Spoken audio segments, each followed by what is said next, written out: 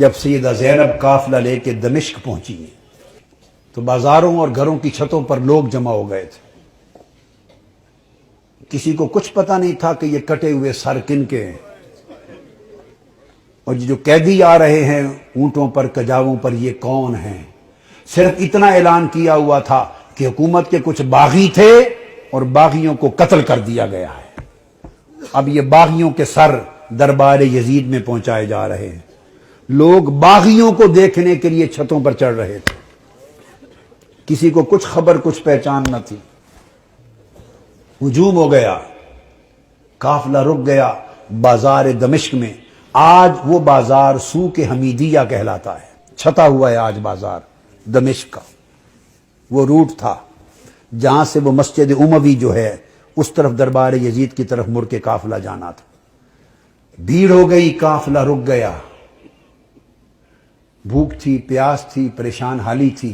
تو چھتوں پہ جو لوگ چڑھ گئے تھے ان میں ایک خاتون بھی چڑھ گئی تھی، بوڑھی. اس خاتون نے دیکھا قیدی ہیں، مسافر ہیں، پریشان حال ہیں. اس نے پانی بھیجا، کچھ کھانے کی چیزیں بھیجی، کچھ کپڑے بھیجے، دوپٹے بھیجے، ضرورت کا سامان بھیجا. سیدہ زینب نے سارا کچھ دیکھ کر اس خاتون کو بلوایا. جب وہ قریب آئی تو فرمایا کہ بی بی تو نے ہمارے ساتھ بڑی نیکی کی ہے. کوفہ سے لے کے دمشق تک کسی نے ہمیں پوچھا تک نہیں، کسی نے ہمارے حال کی خبر نہیں لی. تم کون ہو اور ہمیں کیا سمجھ کے ہم سے اتنی بھلائی کی؟ اس نے کہا میں اور تو کچھ نہیں، میں اپنی اوائل چھوٹی عمر میں مدینہ رہتی تھی اور حضرت سیدہ فاطمہ الزہرا کی خادمہ تھی. پھر جب ان کا وصال ہو گیا تو مدینہ چھوڑ کے دمشق آ گئی، پھر وہاں نہیں رہی. تو تم نے اتنی نیکی کی ہمارے ساتھ کیا سمجھ کے؟ اس نے کہا مجھے اور تو کچھ معلوم نہیں. تو جب آخری وقت تھا حضور سیدہ کائنات کا تو میں نے عرض کیا بی بی مجھے کوئی وصیت کر دیں، وصیت کی عمر بھر عمل کروں. تو انہوں نے مجھے، جانتی تھی کہ میں دمشق سے ہوں، انہوں نے مجھے وصیت کی تھی. فرمایا تھا بیٹا ایک ہی وصیت ہے، کبھی قیدی نظر آئیں تو ان سے اچھا سلوک کرنا. زندگی میں کبھی قیدی نظر آئیں تو ان سے اچھا سلوک کرنا. میں نے تو دیکھا ہے قیدی ہیں اور مجھے ان کی وصیت یاد آئی ہے. زندگی میں پہلی مرتبہ موقع ملا ہے تو میں نے سیدہ فاطمہ الزہرا کی، اپنی مخدومہ کی، میں نے نصیحت پہ عمل کر کے قیدی جان کے تو یہ سارا کچھ کیا ہے. سیدہ زینب رضی اللہ تعالی عنہ اور سلام اللہ علیہ فرمانے لگی اللہ تیرا بھلا کرے، تجھے اجر دے. بتا تو نے ہم سے اتنی نیکی کی، بھلائی کی، ہم تیرے لیے کیا دعا کریں، کیا صلہ دیں؟ ہم تو اس وقت خود مسافر ہیں، قیدی ہیں، لٹے ہیں، مظلوم ہیں، بے یار و مددگار ہیں. ہم تیرے لیے کیا دعا کر سکتے ہیں؟ اس نے کہا بی بی میری ایک ہی آرزو ہے عمر بھر کی، وہ دعا کر دیں. پوچھا کیا آرزو ہے؟ اس نے کہا جب میں وہاں سے چلی تھی تو سیدہ فاطمہ الزہرا رضی اللہ تعالی عنہا کے چھوٹے چھوٹے شہزادے تھے، حسن حسین اور بی بی زینب، چھوٹے معصوم بچے تھے. اب زمانہ گزر گیا، میری اس وقت سے آرزو ہے کہ کبھی مجھے حسین اور زینب کی زیارت ہو جائے. دعا کر دے کہ مجھے ان کی زیارت نصیب ہو.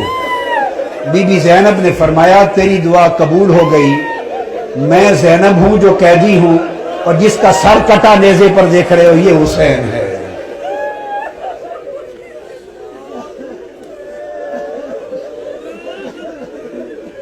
اللہم صلی علی سیدنا و مولانا محمد وعلی آلہ وصحبہ وبارک وسلم.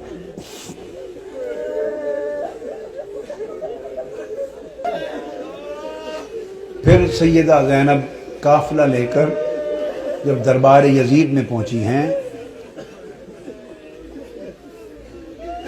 تو اس بدبخت نے حکم دیا کہ یہ جو قیدی ہیں میرے سامنے پیش کیے جائیں، اور گستاخانہ انداز کے ساتھ سیدہ زینب اور سیدنا امام زین العابدین کی طرف مخاطب ہوا۔ آپ کے ساتھ وہ ضعیفہ مائی تھی جو سیدہ کائنات سیدہ فاطمۃ الزہرا رضی اللہ تعالی عنہا کی خادمہ تھی، اور جنہوں نے اپنی گود میں حسن حسین اور زینب کو پالا تھا۔ ان کا نام تھا فضہ۔ ان حضرت فضہ کا مزار آج بھی دمشق کے قبرستان مقبرہ باب الصغیر میں ہے، اہل بیت اطہار کے ساتھ ہی۔ وہ ضعیف تھی، ضعیف، اس وقت بوڑھی بڑھاپے کی وجہ سے جھک گئی تھی، کمر سیدھی نہیں ہوتی تھی۔ وہ کھڑی ہو گئی جوش میں کھڑی ہو گئی اور فرمانے لگی، بدبخت یزید، تم جن کو باندیاں کہہ رہا ہے، یہ قیدی باندیاں پیش کی جائیں، خبردار، یہ دنیا اور آخرت اور کل کائنات کی مالک و وارث ہیں، تاجدار کائنات کی شہزادیاں ہیں، تمیز سے بات کر۔ یزید نے اپنے فوجیوں کو دیکھا اور کہا کہ یہ بوڑھی خاتون کون ہے جو جسارت اور بے ادبی کر رہی ہے ہمارے دربار میں، اس کی خبر لو۔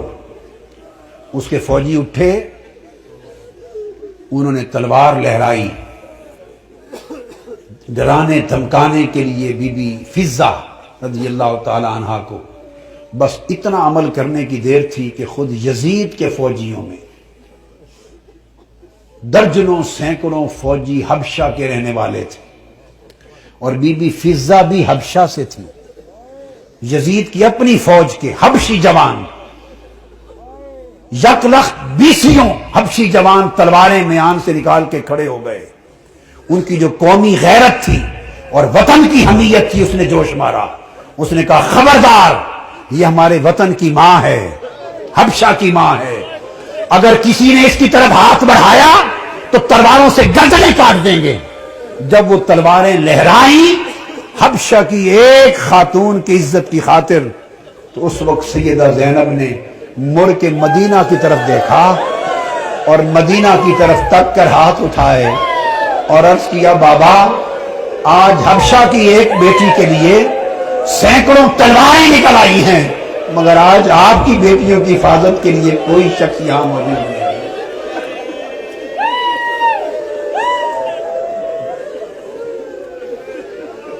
اللہم صلی علی سیدنا و مولانا محمد وعلی آلہ وصحبہ وبارک وسلم۔